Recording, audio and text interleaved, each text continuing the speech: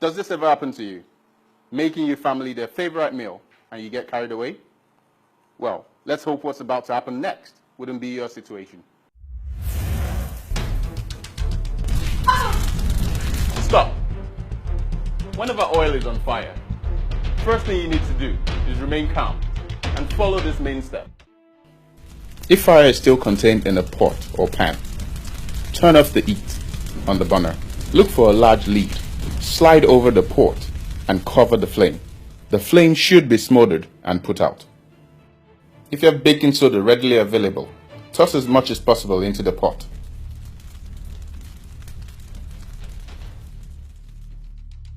If you have a kitchen ABC extinguisher, arm and aim at the flame source. Immediately turn off the heat source afterwards.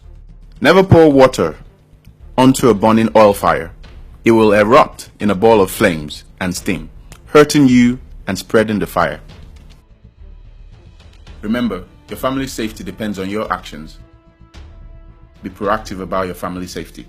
For more information, please visit www.hsplusng.org.